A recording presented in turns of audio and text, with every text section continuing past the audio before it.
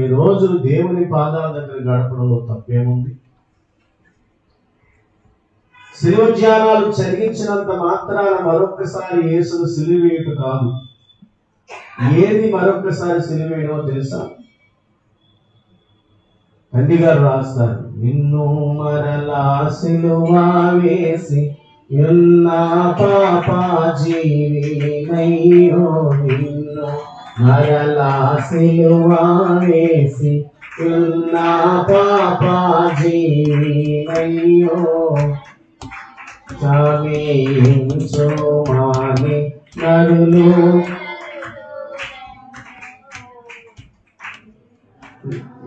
నరులు మారువారు, ఏకాంత స్థలము కోరుము, దేవుని ప్రార్థింప ఏకాంత స్థలము చేరుము. కాబట్టి నిన్ను మరలా సిలువ వేసి ఉన్న పాప జీవినయ్యో అని దైవజనుడు ఈ చరణంలో రాస్తారు.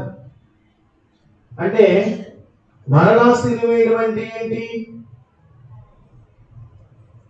విడిచిపెట్టిన పాపాన్ని మరలా చేయడమే. ఆయన ఏ పాపాన్ని తన రక్తంలో నీ విషయంలో కడిగి వేశారో, ఏ పాపాన్ని నీ విషయంలో ఆయన శుద్ధి చేశారో, ఏ పాపము నీ నుండి తీసివేశారో, మరలా అదే పాపమును నీవు చేయడాన్ని బట్టి నువ్వు మరలా సిలువ వేస్తున్నావు తప్ప సిలువను ధ్యానించినంత మాత్రాన సిలువ వేసిన వాడు కావు. మరలా సిలువ వేయడం అంటే నువ్వు మరలా పాపము చేస్తే, ఏ పాపాన్ని అయితే ఆయన సన్నిధిలో ఒప్పుకొని క్షమాపణ కోరుకొని శుద్ధుడైపోయావో శుద్ధురాలు అయిపోయావో, మరలా పదే పదే ఆ పాపమునకు నీవు పరుగులెత్తడాన్ని బట్టి నువ్వు మరలా సిలువ వేస్తున్నావు. అంతే తప్ప సిలువను మరలా మరలా ధ్యానించడం వల్ల ఆయనను సిలువ వేసిన వారిమేమి కాదు. దేవుని బిడ్డలారా, ఈ సమయంలో సిలువ ధ్యాన ఫలితము అని ఒక 7 చూచిన ఫలితాన్ని మీరు జ్ఞాపకం చేస్తాను బైబిల్ గ్రంథంలో. చెప్పండి, సిలువ ధ్యానము వల్ల కలిగిన ఫలితము. రేపు 5వ తేదీ నుండి ఏం ధ్యానాలు మొదలవుతున్నాయి? సిలువ ధ్యానాలు. యేసుక్రీస్తు ప్రభువారి యొక్క శ్రమల ధ్యానాలు, మండల కాలము అంటారు. అంటే 40 దినాల కాలం ఇది. దేవుని పిల్లారా, ఇప్పుడు సిలువ ధ్యానం వల్ల ఫలితం ఏమైనా ఉందా? సిలువను ధ్యానించటం వల్ల ఉపయోగం ఏమైనా ఉందా? ప్రయోజనం ఏమైనా ఉందా అంటే లేకపోలేదు. ఆ సిలువను ధ్యానించడం వల్ల గొప్ప మేలుంది. కాబట్టి మొట్టమొదటిగా మనము పరిశుద్ధ గ్రంథములో చూసినట్లయితే సిలువను వెంబడించిన యెరూషలేము స్త్రీలు. యెరూషలేము స్త్రీలు ఎవరిని వెంబడించారు? సిలువ మోయించిన యేసును వెంబడించారు, అనగా సిలువను వెంబడించారు. లూకాసు వార్త 23వ అధ్యాయము 27 నుండి 31 వచనాలు మనం చూస్తే, అక్కడ యేసుక్రీస్తు ప్రభువారిని గొప్ప జన సమూహము వెంబడిస్తూ ఉంది. వీరిలో మరి ఆయన శ్రమను చూచి, ఆయన బాధను చూచి రొమ్ము కొట్టుకొని ఏడ్చుచున్న స్త్రీలు ఉన్నారట. అక్కడ గుండెలు బాదుకుంటూ ఏడుస్తున్నారు స్త్రీలు. ఏం చూచి వారు ఏడుస్తున్నారంటే యేసు ప్రభువారి యొక్క శ్రమను చూచి ఏడుస్తున్నారు. యేసుక్రీస్తు ప్రభువారి యొక్క సిలువ బాధను చూచి ఆయన చూస్తూ ఏడుస్తున్నారు వారు. అయితే దేవుని బిడ్డలారా, మరి ఈ వాక్యములో యేసుక్రీస్తు ప్రభువారు చెప్పినటువంటి మాట ఏంటంటే, చదవండి. యెరూషలేము తిరిగి, యెరూషలేము కుమార్తెలారా, నా నిమిత్తము ఏడవకుడి, మీ నిమిత్తమును మీ పిల్లల నిమిత్తమును ఏడువుడి. ఏమంటున్నారు యేసయ్య? నా నిమిత్తము ఏడవద్దు, మీ నిమిత్తము మీ పిల్లల నిమిత్తము ఏడవండి. కనుక కొంతమంది ఏమో ఈ వాక్యం చూపించి సిలువను ధ్యానించేటువంటి లేక సిలువను వెంబడిస్తున్న స్త్రీలు ఏడుస్తుంటే ఆయన ఏడవద్దని చెప్పారు. మరి సిలువను ధ్యానించి లేక సిలువ శ్రమలు చేసి ఎందుకు ఏడుస్తున్నారు? ఏడవలసిన పని ఏంటి? ఏడవద్దని చెప్పారు కదా ఆయన అంట. ఏడవద్దని చెప్పారా? నా నిమిత్తం ఏడవద్దని చెప్పారా? కానీ ఏడవమన్నారా లేదా? ఎవరి కోసము? మీకోసము, మీ పిల్లల కోసము ఏడవండి. కనుక నేను అంటాను, సిలువను ధ్యానించేటప్పుడు, సిలువ యొద్దకు వచ్చినప్పుడు మనము మన కోసం కన్నీరు కార్చాలి, మన పిల్లల కోసం కన్నీరు కార్చాలి సిలువ దగ్గర. ఎందుకో తెలుసా? ఆయన మన పాపముల కొరకే కదా అంత శ్రమ పడవలసి వచ్చింది. మనమే పాపము చేసి ఉండకపోతే ఆయనకు శ్రమ ఉండేది కాదు కదా. మన పిల్లలు పాపము చేయని వారై ఉంటే ఆయనకు శ్రమ ఉండేది కాదు కదా. కాబట్టి వారికి ఎవరి కోసం ఏడవాలో తెలియలేదు. శిలువ దగ్గర ఏడుస్తున్నారు. ఎందుకనంటే ఆయన వల్ల మనం ఎన్నో మేలు పొందాము. మన దయ్యాలను వదిలించాడు ఆయన, మన రోగాలను నయం చేశారు ఆయన, మన పాపాలను క్షమించారు ఆయన. ఈ రోజు ఈయనకి ఎంత శ్రమ వచ్చిందా అని బాధపడుతున్నారు స్త్రీలు. అయితే ఆ సిలువను వెంబడిస్తూ ఏడ్చుచున్నటువంటి స్త్రీలను చూచి యేసయ్య చెప్పిన మాట, మీ కోసము మీ పిల్లల కోసము ఏడవండి. నేను అంటాను, అసలు వీళ్ళు ఏడవకుండా ఉంటే, ఆ సిలువను వెంబడించకుండా ఉంటే ఈ సలహా ఇస్తారా ఆయన? చెప్పండి, ఇస్తారా? ఎవరు అంటే వారి కోసం వారు రోధించాలి అనే సంగతి వారికి తెలియదు. వారి పిల్లల కోసం వారు మొరపెట్టుకోవాలనే సంగతి వారికి తెలియదు. మరి తెలియనప్పుడు, వారి కోసం వారు ప్రార్థన చేసుకోనప్పుడు, వారి కోసం వారి పిల్లల కోసం వారి కన్నీరు కార్చినప్పుడు మరి వారు ఆ పాపము నుండి ఎలా విమోచింపబడతారు? ఆ నాశనకరమైన పరిస్థితి నుండి ఎలా విడుదల పొందుతారు? కాబట్టి యేసుక్రీస్తు ప్రభువారు చెప్పే వరకు, ఓహో, మా కోసం కన్నీరు కార్చాలా, మా పిల్లల కోసం కన్నీరు కార్చాలా, యేసయ్య చెప్పారు అని వారు అప్పటి నుండి వారి కోసం వారి పిల్లల కోసం కన్నీరు కార్చి ఉంటారు. ఆ కన్నీటి ప్రార్థన ద్వారా తమను తాము రక్షించుకుని ఉంటారు, తమ బిడ్డను కూడా రక్షించుకుని ఉంటారు.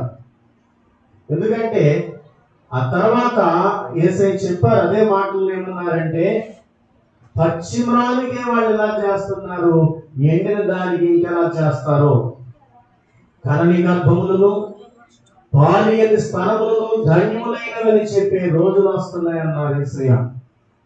అంటే బిడ్డల్ని ఎందుకు కన్నావా, ఈ బిడ్డలు నేను కనకపోయినా సరిపోయినే అని కన్నీరు గార్చే తల్లులు బిడ్డల కోసం ఏడ్చే రోజులు వస్తాయన్నారు. కాబట్టి పిల్లలు చెడిపోయి, పిల్లలు పాపములోనికి వెళ్ళిపోయి, లోకములోనికి వెళ్ళిపోయి, దేవునికి ఇష్టము కాని బ్రతుకుచున్న బిడ్డలు, తల్లిదండ్రుల మాటలు ధిక్కరించి బ్రతుకుతున్న బిడ్డల విషయంలో వాళ్ళు అలాగ అయిపోయాకే ఏడ్చే కంటే ముందు నుండి తల్లులు ఏం చేయాలట? ఆయన శిలువ చెంతకు వచ్చి నా పిల్లలను మంచి మార్గంలో నడిపించు నాయన, మమ్మలను కూడా నీకు ఇష్టమైన మార్గంలో నడిపించని చెప్పి దేవుని సన్నిధిలో కన్నీళ్లతో నిత్యము ప్రార్థన చేసుకునే వారమై ఉండాలి. ఈ సలహా నేను అంటాను సిలువ దగ్గరే ఇవ్వబడింది. అవునా కాదా? ఈ సలహా ఎక్కడ ఇవ్వబడింది? సిలువ దగ్గరకు వచ్చి యేసయ్య శ్రమ చూసి కన్నీరు గారుస్తున్న వారికి వారిని ఎలా రక్షించుకోవాలో, వారి బిడ్డలను ఎలా రక్షించుకోవాలో ఆ సలహా ఎక్కడ ఇవ్వబడింది? సిలువ దగ్గరే. కాబట్టి ఈ రోజున ఆయన సన్నిధికి వచ్చిన వారులారా, సిలువ చెంతకు రండి, సిలువను ధ్యానించండి. యేసుక్రీస్తు ప్రభువారు ఆయన మీకు స్వయముగా సలహా ఇస్తారు. మీకోసం ఎలా ప్రార్థన చేసుకోవాలో, మీ పిల్లల్ని ఎలా రక్షించుకోవాలో, మీ యజమానిని ఎలా రక్షించుకోవాలో, మీ కుటుంబాన్ని ఎలా దేవుని సన్నిధిలోనికి నడిపించుకోవాలో సలహా ఆ సిలువ చెంతకు వచ్చిన ప్రతి వారికి ఆయన ఇవ్వగలిగిన వారై ఉన్నారు. కాబట్టి వారు ఒకవేళ వెంబడించి ఉండకపోతే, వారు ఒకవేళ అందరిలాగే అలా చూస్తూ కన్నీరు గార్చకుండా ఉండిపోతే, యేసయ్య నోరు విప్పి వారి కోసము ప్రత్యేకించి ఆగి మాట్లాడవలసిన అవసరత ఉండేది కాదు. కాబట్టి వారిని గూర్చి వారికి అవసరమైనటువంటి సలహాను, వారికి అవసరమైనటువంటి మంచి ప్రోత్సాహమును యేసు ప్రభు వారి సిలువ దగ్గరనే ఇచ్చినట్లుగా మనం చూస్తూ ఉన్నాం. కనుక సిలువ ధ్యానం వల్ల వారికి కలిగిన మేలేమిటి అని అంటే, తమ కుటుంబాలను రక్షించుకొనుట కొరకు కన్నీరు కార్చండి అని యేసయ్య ఇచ్చిన సలహా అందుకునే భాగ్యం వారికి కలిగింది. దేవుని బిడ్డలారా, సిలువ దగ్గర యేసయ్య అందరితోనూ మాట్లాడలేదు. సిలువ మోసేటప్పుడు ఎంతో మంది, అక్కడ ఏమన్నది? బహుజన సమూహము అన్నారు. బహుజన సమూహము వెంబడిస్తుంది కానీ బహుజన సమూహంతో ఆయన మాట్లాడలేదు. కేవలము రొమ్ము కొట్టుకుని ఏడ్చుచున్నటువంటి స్త్రీలతో మాట్లాడారు ఆయన. కాబట్టి సిలువ దగ్గర యేసయ్య స్త్రీలతో మాట్లాడినటువంటి సందర్భము ఈ వాక్యంలో మనం చూస్తూ ఉన్నాము. ఇక రెండవ విషయానికి వస్తే, సిలువను మోసిన కురేనీయుడైన సీమోను. రెండవ వ్యక్తి ఎవరంటే, సిలువను మోసిన కురేనీయుడైన సీమోను. మార్కు సువార్త 15వ అధ్యాయము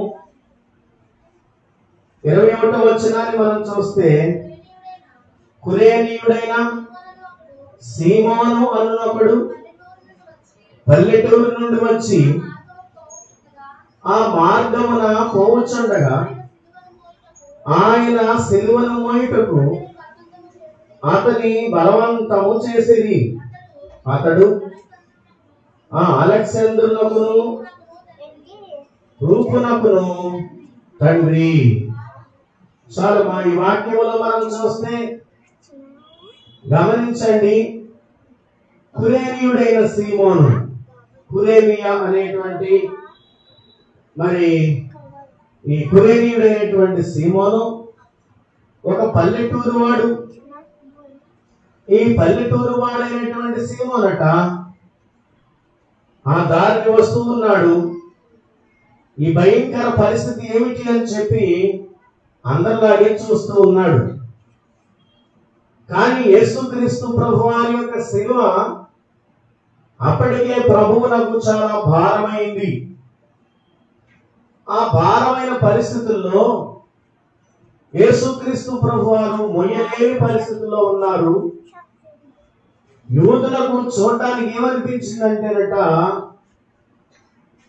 యేసు ఇక్కడే చనిపోయేటట్లున్నాడు అని అనిపించిందట.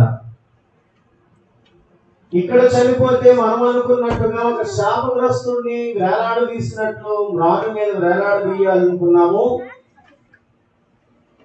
ఇతన్ని లోకానికి ఒక శాపగ్రస్తుడిగా చూపించాలనుకున్నాము.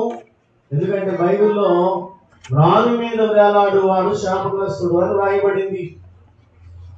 కాబట్టి రానుకు వేలాడదీసి లోకానికి ఎలా చూపించాలనుకుంటున్నామంటే ఇది శాపగ్రస్తుడు అని చూపించాలనుకుంటున్నాము. కానీ సిలువ మోస్తూ మోస్తూ ఇక్కడే చచ్చిపోయేలా ఉన్నాడే అని వారి కంగారు వచ్చిందట. అయితే ఆ సిలువను మోయగల శక్తి అక్కడ ఎవరికో కానీ లేదు. ఎందుకంటే అది పచ్చి మ్రాను, చాలా బరువైన మ్రాను, 10 మంది కూడా మోయలేనంత భారమైన మ్రానది.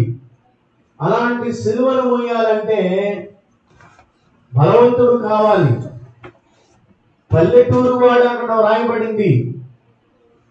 పల్లెటూరు వాడిని ఎందుకు ఎంచుకున్నారో తెలుసా? పట్టణస్తులు సుఖమారిపోతారు, పల్లెటూరు వారు కష్టపడి పనిచేస్తుంటారు. అవునా కదా?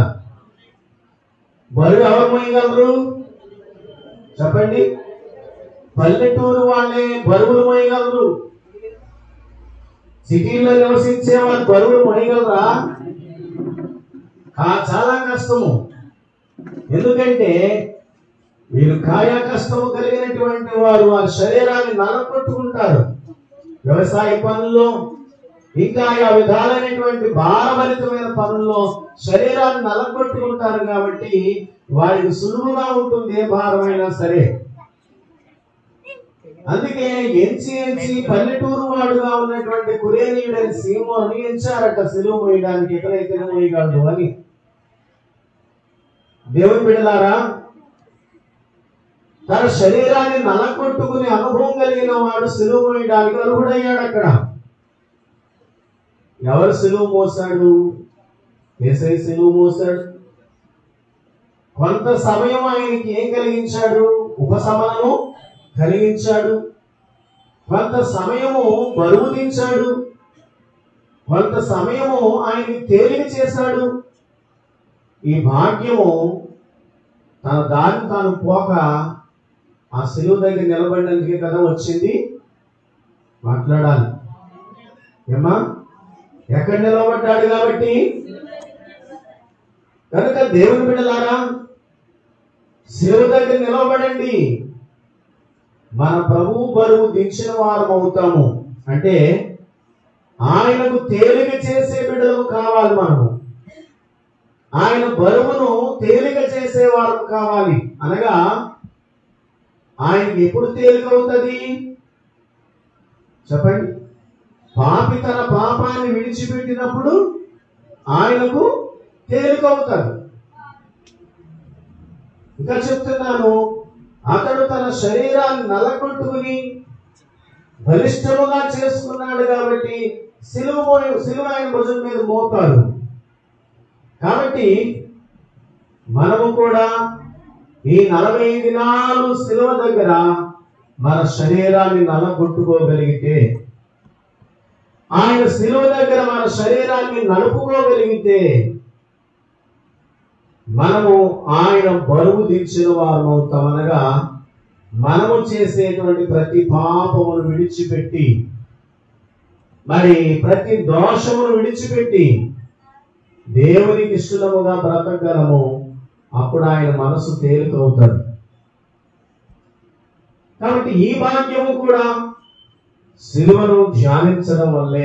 సిలువ మోయించని యేసును నిదానించి చూస్తూ ఉండిపోయాడు.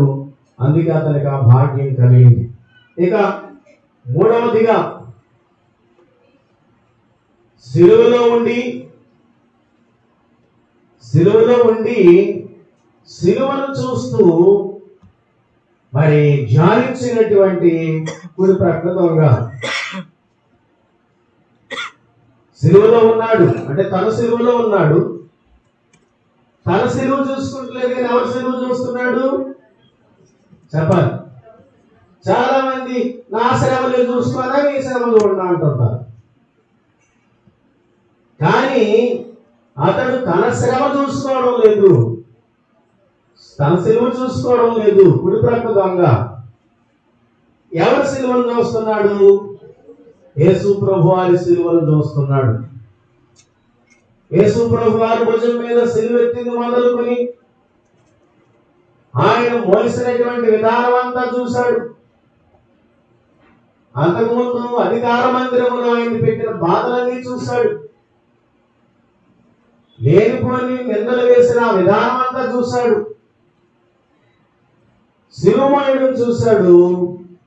సిలువ మోస్తూ మోస్తూ తూలి పడిపోయి శ్రమ పడిన విధానం చూశాడు.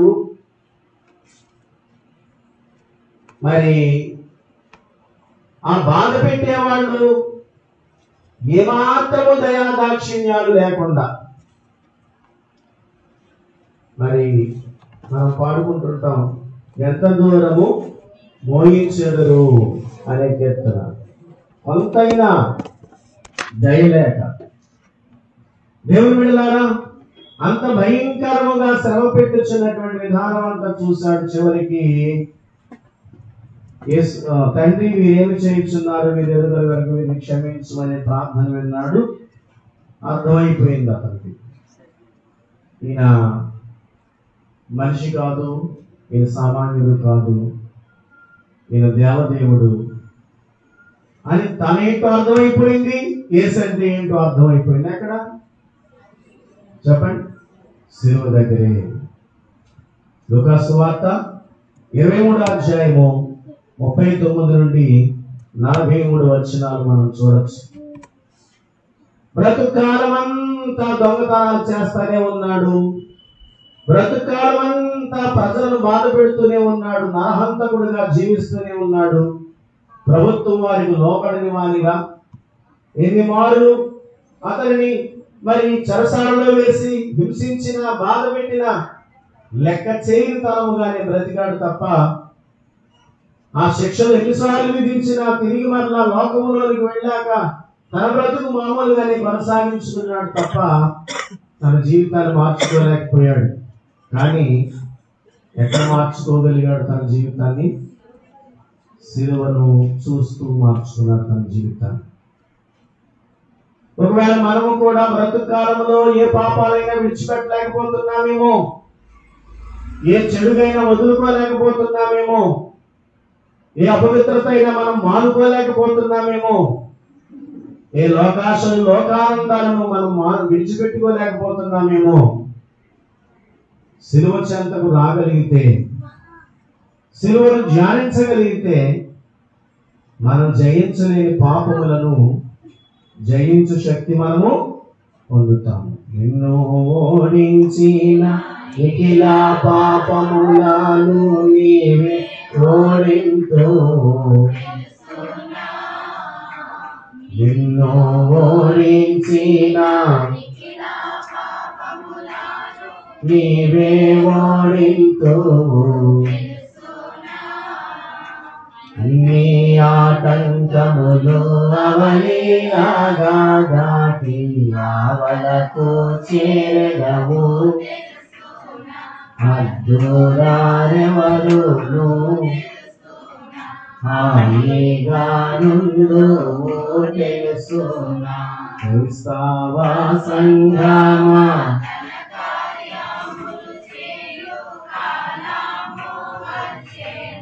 తెలుసునా, క్రీస్తు ప్రభువుని కీర్తి పొందునాని కీడు నోడింతువు, ఇటుకు తిరగొట్టెదవు.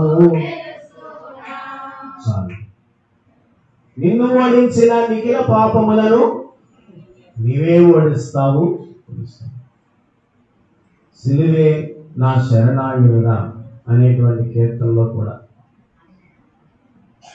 మరి ఎన్నో విధాలుగా నా పాపాలను, నా దోషములను విడిచిపెట్టుకోవాలని ప్రయత్నించాను, కానీ వాటిని నేను వదులుకోలేకపోయాను. ఇదిగో ఈ సిలువ చెంతకు వచ్చాను అని భక్తులు సిలువ యొక్క విలువను ధ్యానించారు. దేవుని బిడ్డలారా, నేను ఈ వాక్యం ఎందుకు చెప్తున్నానంటే, శిలువ శ్రమల ధ్యానాలను గూర్చి ఎవరు ఎన్ని విధాలుగా అపోహలు కలిగి ఉన్నా ఆయన ఏర్పాటు వారమైన మనము ఎలాంటి అపోహలు మనసులోకి తెచ్చుకోకుండా ఆసక్తికరముగా శిలువ ధ్యానాలను ఆచరించాలని గుర్తు చేయడానికి నేను నాకు చెప్తున్నాను. ఇక 4వదిగా మనం చూస్తే యోహాను సువార్త 19వ అధ్యాయము 25వ వచనంలో చక్కని మాట రాయబడింది. శిలువ యొద్ద నిలిచిన స్త్రీలు, చదవండి. ఆయన తల్లియు ఆయన తల్లి సహోదరియు క్లోపా భార్య అయిన మరియయు మగ్దలేనే మరియయు యేసు శిలువ యొద్ద నిలిచి ఉండిరి. ఈ వాక్యములో మీరు చూడండి, అక్కడ చాలా మంది స్త్రీలు ఉన్నారు. బహుశా అక్కడ కానీ మరో సువార్తలు కానీ రాస్తారు, ఏమన్నా దూరమున నిలిచి అన్నారు. అనేక మంది స్త్రీలట ఎక్కడ నిలబడ్డారట? దూరాన్ని నిలిచారు. అయితే ఇక్కడ వాక్యంలో మనం చూస్తే కొందరు వేళ్ల మీద లెక్క పెట్టడానికి అనుకూలమైనటువంటి సంఖ్యలో ఉన్న కొందరు మాత్రము ఎక్కడ నిలబడ్డారట? శిలువ యొద్ద నిలబడ్డారు. వాళ్ళ పేర్లు రాశారా? వీళ్ళ పేర్లు రాశారా? దూరాన్ని నిలిచిన వారి పేరు రాశారా? శిలువ యొద్ద నిలిచిన వారి పేర్లు రాయబడి అక్కడ చెప్పండి. కాబట్టి దేవుని పిల్లారా, ఒక వాక్యం చదవండి. ప్రకటన గ్రంథం 21వ అధ్యాయం 27వ వచనము. ప్రకటన 21:27. గొర్రె పిల్ల యొక్క జీవ గ్రంథమందు వ్రాయబడిన వారే దానిలో అనగా నూతన యెరూషలేము అనే ఆ పట్టణంలో ప్రవేశించాలి అని అంటే ఎందులో వ్రాయబడాలట? జీవ గ్రంథము. గొర్రె పిల్ల యొక్క, అది ఎవరిది ఆ గ్రంథము? గొర్రె పిల్ల యొక్క జీవ గ్రంథము. గొర్రె పిల్ల అని ఎందుకు అనిపించుకున్నారు ఆయన? చెప్పండి. బలి పశువుగా ఈ లోకానికి వచ్చారు కాబట్టి, ఆయన బలి అయ్యేటువంటి ఒక గొర్రె పిల్లగా ఈ లోకానికి వచ్చారు కాబట్టి గొర్రె పిల్ల అనిపించుకున్నారు. కాబట్టి నీ కోసము నా కోసము ప్రాణము త్యాగం చేసిన గొర్రె పిల్ల యొక్క జీవ గ్రంథంలో నీ పేరు ఉంటేనే ఆ నూతన యెరూషలేములో అడుగు పెడతావు. ఇక్కడ వాక్యంలో నేను చెప్పేది ఏంటంటే, ఎంతో మంది ఉన్నారు, అందరూ దూరాన్ని నిలిచి చూస్తున్నారు, కానీ శిలువ చెంతకొచ్చి శిలువ దగ్గర నిలబడి చూస్తున్నటువంటి వారి పేర్లు మాత్రము స్పష్టంగా వ్రాసారు యోహాను. ఆయన తల్లి అయిన మరియా, తల్లి సహోదరి, క్లోపా భార్య, క్లోపా భార్య అయిన మరియా, మగ్దలేనే మరియా. కాబట్టి ఈ మరియలు ఎక్కువ మంది అక్కడ నిలిచిన వారి పేర్లు కూడా మరియలే. కనుక దేవుని బిడ్డలారా, వారి పేర్లు అక్కడ మనము చూస్తూ ఉన్నాము. ఎంత ధన్యత! బైబిల్లో మన పేరుంటేనా ప్రపంచమంతా తిరిగి ఇదిగో నా పేరు బైబిల్లో చూసేప్పుడన్నానే అని చెప్తున్నాం అన్నమాట. మన గురించి ఒక మాట రాసుంటే. కాబట్టి వీళ్ళ పేర్లు ఎక్కడ రాయబడినాయి? దేవుడు తన పరిశుద్ధ గ్రంథంలో స్పష్టంగా వ్రాయించుకున్నారు. అందరి పేర్లు రాసేశారా? ఎక్కడున్న వారి పేరు రాశారు? శిలువ యొద్ద నిలిచిన వారిని వారి పేర్లు రాశారు. నువ్వు ఎక్కడ నిలబడతావు? దూరంగా నిలబడతావా? శిలువ యొద్ద నిలబడతావా? ఈ 40 రోజులు ఎక్కడ నిలబడాలని మనం తీర్మానం చేసుకోవాలి. 40 రోజులు చెప్పండి. శిలువకు దూరంగా ఉందామా లేక శిలువ యొద్ద నిలబడదామా? అప్పుడు మన పేర్లు ఆయన రాసుకుంటారు. సరే, ఇది వారికి కలిగినటువంటి మేలు. ఇక అదే వాక్యంలో 26వ వచనం చదవండి. యేసు తన తల్లియు తాను ప్రేమించిన శిష్యుడును దగ్గర నిలిచి ఉండుట చూచి. చాలండి. ఇక్కడ 5వ అంశం ఏంటంటే, సిలువకు వేలాడుచున్నటువంటి యేసు ప్రభు వారికట దగ్గరగా నిలబడ్డారట మనం ఇద్దరు. అంటే మీరు సిలువ చెంతనే ఉన్నారు, కానీ వారికంటే దగ్గరగా ఎవరు నిలబడ్డారు చెప్పాలి. తల్లి అయినా మరియా, శిష్యుడైనా యోహాను. అక్కడ రాయబడిన మాట దగ్గర నిలిచి ఉండగా అన్న. ఎక్కడ నిలబడ్డారటమ్మా? దగ్గర. కాబట్టి దూరాన్ని నిలబడిన వాళ్ళు ఉన్నారు, సిలువ యొద్దకు వచ్చి నిలబడిన వాళ్ళు ఉన్నారు, సిలువలో వేలాడుతున్న యేసయ్యకు దగ్గరగా నిలబడిన వాళ్ళు కూడా ఉన్నారు. అసలు సిలువను కనీసం దూరంగా ఉండి చూసేవాడు ఉన్నారు. వాళ్ళు ధన్యులే. వాళ్ళకంటే ఎక్కువ ధన్యులు ఎవరు చెప్పండి? ఆ సిలువ యొద్దకు వచ్చిన వాళ్ళు. వీరికంటే ఎక్కువ ధన్యులు ఎవరు? బాగా దగ్గరగా ఉన్నవాడు. కాబట్టి మనము యేసయ్యకు ఎంత దగ్గరైతే అంత ధన్యులము. ఎలాగవుతాం దగ్గర చెప్పండి? ఎలా దగ్గర అవుతాము? ఎవరు ఎక్కువ ప్రార్థనలో గడుపుతారో, ఎవరు ఎక్కువ దైవ ధ్యానంలో గడుపుతారో, ఎవరు ఎక్కువగా దైవ సన్నిధిలో గడుపుతారో వారే ఎవరికి దగ్గర అవుతారు చెప్పండి? దేవునికి దగ్గర అవుతారు. ప్రార్థన చేసుకోలేని వారు, ఇటు ఉపవాస ప్రార్థన క్రమాలు వచ్చినప్పుడు ఏకీభవించలేని వారు, ఆరాధనలకు రాని వారు, సంస్కార బిందు పుచ్చుకోని వారు, ఇటు దైవికమైన కార్యక్రమాలను అశ్రద్ధ చేసిన వారు దేవునికి ఎలా దగ్గర కాగలరు? ఉండే కొలది దూరం అయిపోతూ ఉంటాం. మన పరిచయం మన ప్రభువుతో తగ్గిపోతూ ఉంటుంది. తగ్గే కొలది నష్టమే గాని లాభమేమి లేదు.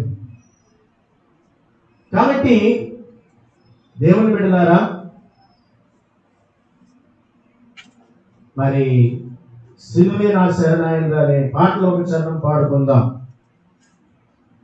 పలువిధ పదముల రసి ఫలితమేమి కానాలేక, పలువిధ పదముల రసి ఫలితమేమి సిలువ ఎదుటను నిలచి నాడనురా,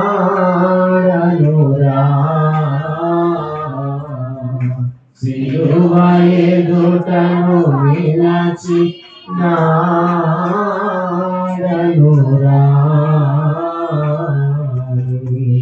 సిలువే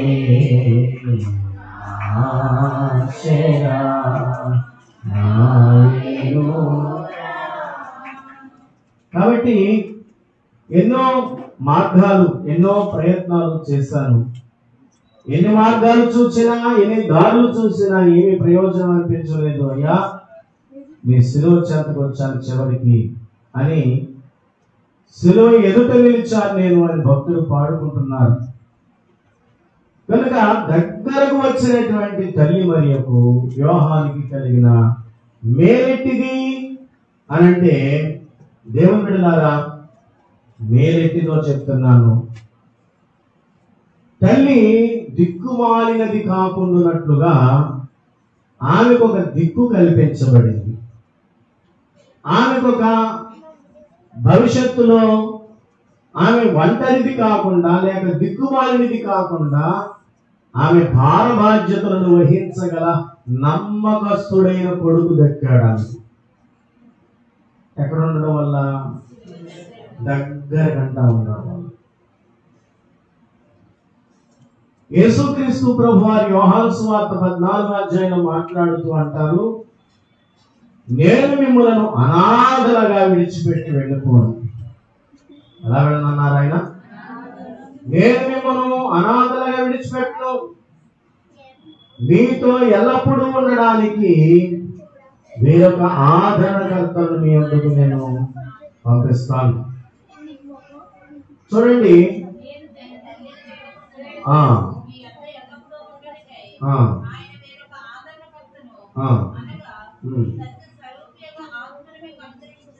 పద్దెనిమిదవ వచనం చదవండి.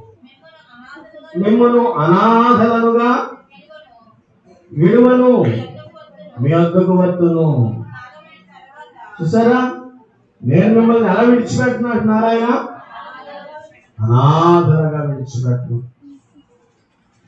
దేవుని బిడ్డలారా, యేసుక్రీస్తు ప్రభువారి యొక్క శ్రమలను గురించి మాట్లాడిన సందర్భం అది. యేసు ప్రభువారు పొందబోయే శ్రమల గురించి, ఆయన శిలువ మరణాన్ని గురించి, ఆయన వెళ్ళిపోయే సందర్భాన్ని గురించి మాట్లాడుతున్నప్పుడు శిష్యుల హృదయంలో ఏదో ఒక విధమైనటువంటి వేదన వారి అంతరంగంలో మెదులుతుంది. కాబట్టి యేసయ్య ఏం చేశారంటే ధైర్యపరిచే విషయంలో ఆయన అంటున్నారు, నేను మిమ్మల్ని దిక్కులేనాటు నిమ్ము దిగలాడిపోను, దిక్కులేనాటు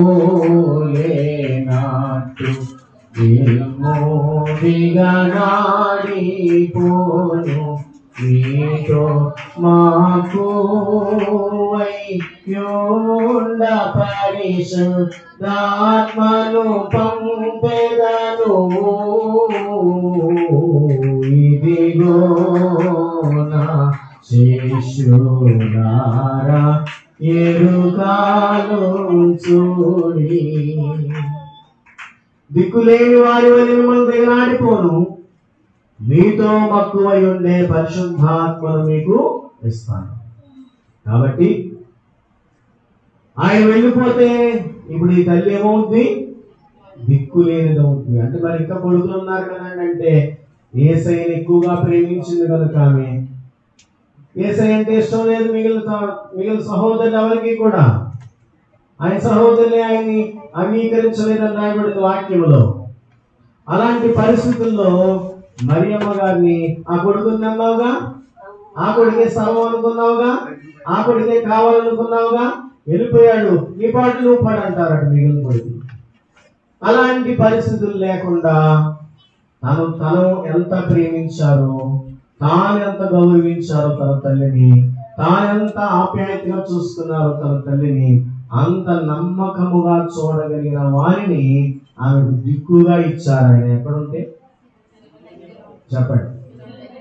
కాబట్టి మనం దిక్కులేని వారు కాకుండా దేవుడు సర్వమును మనకు అనుగ్రహించాలి అని అంటే, సర్వాధారాలు మనకు ప్రసాదించాలి అని అంటే, రండి రేపు 40 దినాలు శిలువకు దగ్గరగా ఉండండి. మరొక విషయము, యోహాను ఎంత ధన్యుడు.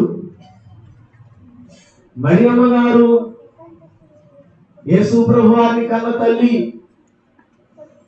ఇప్పుడు యేసుక్రీస్తు ప్రభువారు ఆ స్థానం ఖాళీ చేసి వెళుతూ ఆ స్థానంలో ఎవరిని కూర్చోబెడుతున్నారు యేసయ్య? చెప్పాలి. ఇంకా చాలా మంది కొడుకులు ఉన్నా యేసయ్య విడిచిపెట్టే ఆ స్థానాన్ని, లేక యేసయ్య ఖాళీ చేసే ఆ స్థానాన్ని భక్తి చేయడానికి ఎవరికి ఇచ్చారా భాగ్యము? చెప్పాలమ్మా. లేదా ఇంకో మాట చెప్పగలరా? సిలువ దగ్గరనే ఉన్న యోహానికి ఇచ్చారు, సిలువ దగ్గరనే ఉన్న శిష్యునికి ఇచ్చారు ఆ భాగ్యం. ఇంకా ఉన్నారు శిష్యులు. ఏ శిష్యుడికైనా ఇచ్చారా? ఈయనకంటే పెద్ద ఆయన పేతురు గారు ఉన్నారు, ఈయనకంటే పెద్ద ఆయన యాకోబు గారు ఉన్నారు. ముగ్గురు ముఖ్యులే యేసయ్య దృష్టిలో. కానీ ఇచ్చారా వాళ్ళకి? ఎందుకని? వాళ్ళు ఎక్కడ లేరు? సిలువ దగ్గర లేరు. సిలువ దగ్గర ఉన్నందుకు ఆయన స్థానం యోహానికి ఇచ్చారు. ఎంత గొప్ప భాగ్యము! నేనంటాను, సిలువ దగ్గర ఉండండి. ప్రకటన గ్రంథం 3వ అధ్యాయంలో ఆయన అంటారు, నేను జయించి నా తండ్రి సింహాసనం నందు కూర్చుండి ఉన్న ప్రకారము జయించిన వారిని నాతో కూడా నా సింహాసనం నందు కూర్చుండనిచ్చెదను. కాబట్టి ఆ స్థానంలో కూర్చునే అవకాశము ఎవరికి ఇస్తారంటారు? జయించిన వారికి. యేసయ్య మన జయం పొందారు. మనము జయించాలంటే శిలువ జ్ఞానమును బట్టి జయించగలము. అందుకే దైవజనులు ఏమన్నారంటే, ఈ 40 దినాల ఉపవాసాలు సాతానుపై జయము సంపాదించడానికి. ఏ ఉపవాసాలు? శిలువ జ్ఞాన ఉపవాసాలు. చెప్పండి. సాతానుపై జయము సంపాదించడానికి. కాబట్టి ఎందుకంటే శిలువతోనే వారి శిరస్సును చిరుకుగొట్టారు ఆయన. అంచేత మనము కూడా సమస్త పాపములను, లోకమును, సాతాను జయించాలంటే శిలువ జ్ఞానమందు ఆయనకు దగ్గర అవ్వాలి. ఆ స్థానం మనకు కలుగుతుంది. ఆయన ఉండే స్థానం మనకు ఇవ్వబడుతుంది. తర్వాత మరి 6వదిగా మార్కు సువార్త 15వ అధ్యాయము 39వ వచనం చదువుదాం. మార్కు సువార్త 19వ అధ్యాయము 39వ వచనం.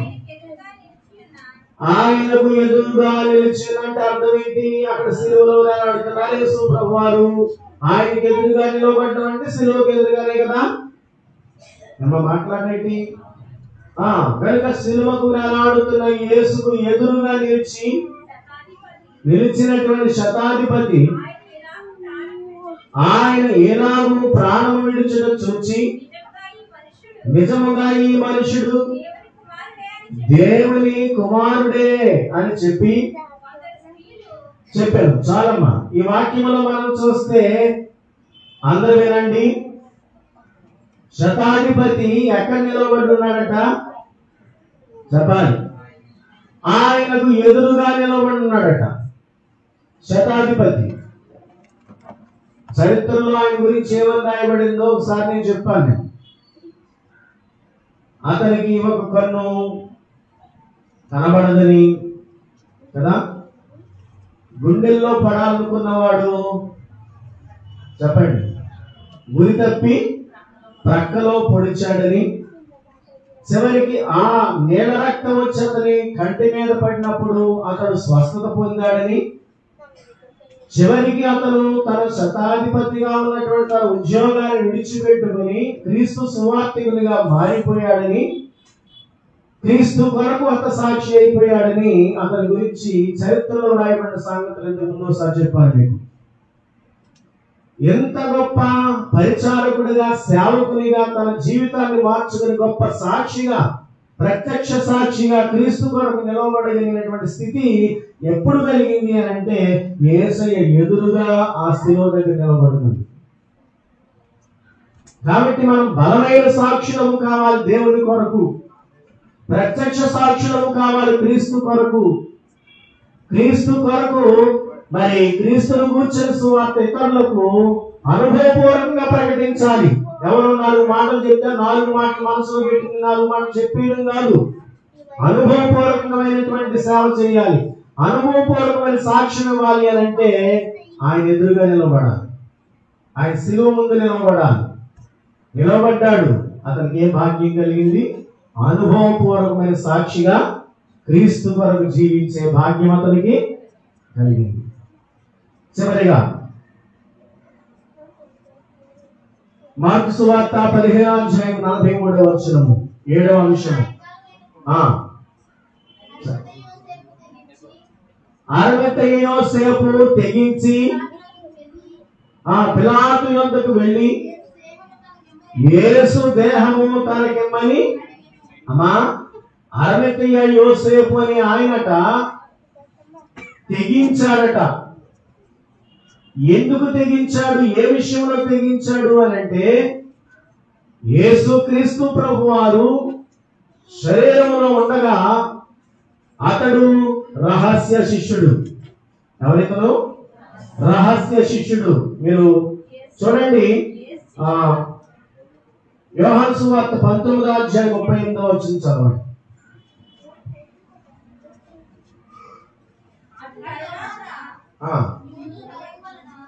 యూదుల భయము వలన రహస్యముగా యేసు శిష్యుడైన, యేసయ్యకి శిష్యుడే గాని ఇతనికి ఏ భయం ఉంది చెప్పాలి. యూదులెవరు? ఈ 60 యోసేపుకి బంధువులు లేడు కాబట్టి యోధా మతములో ఒక సభ్యత్వం కలిగిన వాడు, సన్హెద్రిన్ సభలో ఒక సభ్యత్వం కలిగిన వాడు. మీరు ఆ మార్కు సువార్తలోనే, మన ఎంత చదివిన మార్కు సువార్తలోనే మరి 15వ అధ్యాయం 43వ వచనంలో, ఇంకా ఆ తర్వాత మాట చదవండి ఒకసారి. అతడు ఘనత వహించిన ఒక సభ్యుడై దేవుని రాజ్యము కొరకు ఎదురు చూచువాడు. మంచోడ చెడ్డోడేనా చెప్పండి? మంచివాడే, ఘనత వహించిన వాడు, చాలా పెద్ద పేరు దీనికి. యోధా మతస్థులలో, యోధా జాతిలో మంచి పేరున్నవాడు, ధనవంతుడు కూడా. పేరులోను ఘనుడే, ఆస్తిలోను కూడా ఘనుడే. అయినా దేనికోసం ఎదురు చూస్తున్నాడట? దేవుని రాజ్యం కొరకు ఎదురు చూస్తున్నాడు. అయితే ధనవంతుడై ఉండి, ఘనమైన పేరు ప్రఖ్యాతులు కలిగిన వాడై ఉండి, దేవుని రాజ్యం పట్ల ఆసక్తి కలిగిన వాడై ఉండి కూడా పిరిగివాడై ఉన్నాడు. ఏ విషయంలో పిరిగివాడు చెప్పండి? యేసు ప్రభువాన్ని నమ్ముకున్నాడు అంటారేమో, యేసు ప్రభువారి దగ్గరికి వెళ్తున్నాడు అంటారేమో, యేసు ప్రభువారిని విశ్వసించాడంటారేమో, సన్హెద్రిన్ సభలో ఉన్న స్థానం తీసేస్తారేమో, నాకు ఆ సభ్యత్వం తీసేస్తారేమో. ఇలాగున యేసుకు నేను శిష్యుణ్ణి అని చెప్పుకునే ధైర్యం అతనికి లేదు. రహస్యంగానే వెళ్ళేవాడట, ఎవ్వరు చూడకుండా వెళ్ళేవాడు. కొంతమంది ఎవరన్నా చూస్తారేమో అని బైబిల్ చెంగుచాటింటికి వస్తుంటారు.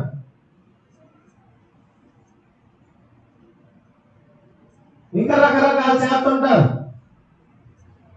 మన దగ్గర ఆనవాళ్ళు దొరకకూడదు.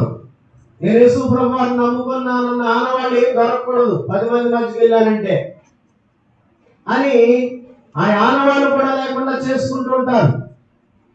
వీళ్ళందరూ రహస్య శిష్యులు అన్నమాట. కనుక దేవుని బిడ్డలారా, ఎంతకాలం క్రీస్తుని బాహాటంగా ఒప్పుకోలేని దుస్థితిలో మనం ఉంటాం? ఎంతకాలం రహస్యమైన బ్రతకాలి? యేసయ్య నీ కొరకు తన ప్రాణాన్ని త్యాగం చేశాడు. యేసు క్రీస్తు ప్రభువారు తన జీవితాన్ని దానవలసినప్పుడు, నీ మీద అంత ప్రేమ చూపించినప్పుడు, అంత త్యాగం నీ కొరకు చేసినప్పుడు నీవెందుకు తెగించకూడదు? 60 యోసేపుకి సిలువను చూడగానే అలాగే అనిపించిందట. ఏమని? ఇప్పుడైనా నేను తెగించి బాహాటానికి రావాలి, ఇప్పుడైనా నేను తెగించి క్రీస్తు గురించి ఒప్పుకోవాలి, ఇప్పుడైనా నేను తెగించి క్రీస్తు గురించి చెప్పగలగాలి. శిష్యులు ఎంతమంది ఉన్నారు? నీకెందుకయ్యా ఆయన దేహము అని అడిగితే ఏం చెప్తాడు చెప్పండి? శిష్యులు ఎంతో మంది ఉన్నారు కదా. ఏ శిష్యుడు యేసయ్య శరీరం కావాలని రాలేదే? వాళ్ళ అమ్మగారు రాలేదు, అంత ధైర్యం వారికి లేదు, స్త్రీలు రాలేదు. ఆయన ద్వారా స్వస్థతలు పొందిన వాళ్ళు చాలా మంది ఉన్నారు, వాళ్ళు రాలేదు. దయ్యాలు వెళ్ళగొట్టబడిన వారు ఎంతో మంది, వాళ్ళు రాలేదు. నీకు అవసరం ఏంటి? సన్హెద్రిన్ సభ సభ్యుడవు, నీకు అతనికి సంబంధం ఏముంది? అతని శరీరం నువ్వు అడుగుతున్నావు అని అడిగితే ఏం చెప్తాడు? చెప్పడానికే సిద్ధమై వెళ్ళాడు. ఏమడిగా చెప్పడానికి సిద్ధంగా ఉన్నాడు. ఏం చెప్తాడు? అయ్యా, ఎంతకాలం నేను రహస్యంగా ఉన్నాను కానీ మొదటి నుండి నేను కూడా ఆయనకు శిష్యుడే. మేము ఆయన శిష్యులు 3.5 సంవత్సరాలు బాహాటంగా చూపించుకున్న వారు సిలువ దగ్గర పారిపోయారు చెప్పుకుంటే వీళ్ళు సిలువ వేసేస్తారేమో. కానీ 3.5 సంవత్సరాలు రహస్యంగా ఉన్నవాడు సిలువ దగ్గరకు వచ్చేసరికి నన్ను సిలువేసినా పర్వాలేదు అనుకున్నాడేమో, తెగించాడట. కాబట్టి క్రీస్తు వారి యొక్క సిలువను చూస్తే ఎలాంటి వారికైనా భక్తి జీవితంలో తెగింపు అనేది వస్తుందన్నమాట. ఆయనే నా కొరకు అంత చేసి చేయగలిగింది, నేను చేసేది అంతా నేను చెయ్యాలి అనే మనసు మనకు కలుగుతుంది. కాబట్టి అరవై యోసేపు తెగింపు గల కారణము సిలువే. అతనిలో బాహాటముగా క్రీస్తుని గురించి శిష్యుడను ఒప్పుకొనడంలో కారణము సిలువే. అంచేత సిలువ జ్ఞానము అనేక మంది జీవితాల్లో అనేక రకాల ఉపయోగము కలిగింది. 7 చెప్పుకున్నాం మనం. చెప్పండి. యెరూషలేము స్త్రీలకు కలిగిన మేలేంటి? తమ కోసము తన బిడ్డల కోసము ప్రార్థన చేసుకుంటే చెప్పండి రక్షించుకోగలమనే ఆ సలహా ఎక్కడ ఇవ్వబడింది? సిలువ దగ్గరే ఇవ్వబడింది. కురేనీయుడైన సీమోను కలిగిన భాగ్యం ఏంటి? చెప్పండి. ప్రభువు సిలువే మోసి ఆయనను తేలిక చేసే భాగ్యం అతనికి కలిగింది. తర్వాత కుడి ప్రక్క దొంగ మారని తన బ్రతుకు సిలువ దగ్గరే మార్చుకోగలిగాడు. ఎంతమంది ఎన్ని చెప్పినా ఎంతమంది ఎన్ని చేసినా మారని బ్రతుకు సిలువ దగ్గర మార్చుకుని మోక్షానికి వారసుడయ్యాడు. తర్వాత సిలువ యొద్దకు వచ్చిన స్త్రీలు తమ పేర్లు పరిశుద్ధ గ్రంథంలో రాయించుకున్నారు. సిలువకు దగ్గరగా నిలిచినటువంటి తల్లి మరియా దిక్కు లేనిది కాలేదు కానీ ఆమెకు ఒక దిక్కు కల్పించబడింది. యేసయ్యలాగే చూసుకోగలిగిన కొడుకును ఆయన ఇచ్చాడు. మన దిక్కుమాలిన స్థితి అంతా కూడా తొలగించబడి ఆ సిలువ దగ్గరే.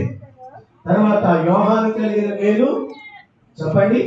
ఆయన ఏ స్థానం అయితే ఖాళీ చేసి వెళ్తున్నారో ఆ స్థానంలో తన యోహాను కూర్చోబెట్టాడు యేసు ప్రభువారు. ఆ భాగ్యము ఏ శిష్యునికి దక్కలేదు కానీ ఆయనకు మాత్రమే దక్కడానికి గల కారణము సిలువ చెంతనే ఉన్నందుకు. తర్వాత శతాధిపతి ఎదురుగా నిలవబడ్డాడు. తన జీవితంలో అనుభవ సాక్షిగా మారిపోయాడు. అనేకమైన చోట్ల గొప్ప మిషనరీగా పనిచేసి క్రీస్తును అనేకులకు చాటి చెప్పగలిగాడు. తన జీవితాన్ని త్యాగము చేయగలిగాడు. తర్వాత మరి అరవై యోసేపు ఈయన కూడా రహస్యముగా 3.5 సంవత్సరాలు ఉన్నాడు కానీ సిలువ చూడగానే తన రహస్య జీవితాన్ని విడిచిపెట్టి తెగింపు వచ్చి బాహాటముగా క్రీస్తు కొరకు తన జీవితాన్ని అప్పగించుకోవడానికి సిద్ధమయ్యాడు. గనుక దేవుని బిడ్డలారా, సిలువ చెంతకు రండి, మీ పిరిగితనం పోద్ది. సిలువ చెంతకు రండి, మీ దిక్కుమాల స్థితి పోద్ది. సిలువ చెంతకు రండి, మీరు అన్ని విధాలైనటువంటి ఆశీర్వాదములు పొందుకోగలరు. ఎప్పటి నుంచి రావాలి మనం? చెప్పండి. ఆదివారం నాడు సిలువ గురించి చెప్పవలసిన అవసరం లేదు, కానీ రేపు బుధవారం నుంచే మనకు ఏం ప్రారంభమవుతున్నాయి? సిలువ ధ్యానాలు ప్రారంభమవుతున్నాయి. పెళ్లికి వెళ్ళిన తర్వాత పెళ్లికి రండి అని పిలిస్తే ఎవరు వస్తారు? పెళ్లి రోజున పెళ్లికి రండి అని పిలిస్తే ఎవరు రారు కదా, అందుకు ముందు పిలిస్తే వస్తారు. కాబట్టి ఈ రోజున పిలుస్తున్నాను, నేను వాక్యం చూపించి మరీ పిలుస్తున్నాను. సిలువ చెంతకు రండి అని. మరి తప్పనిసరిగా రండి, 40 దినాలు రండి. సిలువలో ఉన్న విలువైన ఆశీర్వాదాలు ఏంటో చూడండి. అటు దీవెన దేవదేవుడు మనలను రేపు రాబోయే శ్రమ జ్ఞానాల్లో అనుగ్రహించును గాక. ఆమేన్.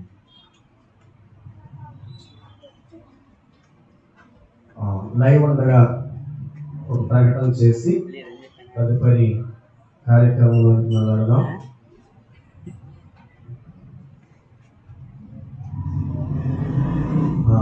మరి రేపు 5వ తారీఖు నుంచి మనకి శ్రమ ధ్యానాలు ప్రారంభమవుతున్నాయి. అంతేకాకుండా 6వ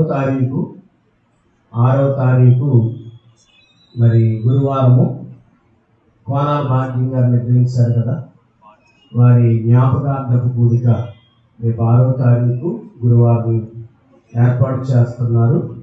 తప్పనిసరిగా ప్రతి ఒక్కరూ ఆ కార్యక్రమానికి మన చర్చ్ వీధిలోనే మీ అందరికీ తెలుసు కదా, తప్పనిసరిగా ఏకీభవించాలని మీకు అందరికీ తెలియజేస్తున్నాను. రేపు వచ్చే శుక్రవారము జీవజలముల శుక్రవారం, మొదటి శుక్రవారం. ముఖ్యంగా ఒక మాట, శిరోధ్యానాల్లో 7 శుక్రవారాలు వస్తాయి. అది రేపు వచ్చే శుక్రవారము శిరోధ్యానాల్లో కూడా మొదటి శుక్రవారం, నెలలో మొదటి శుక్రవారం. అంతేకాదు శిరోధ్యానాల్లో కూడా మొదటి శుక్రవారము.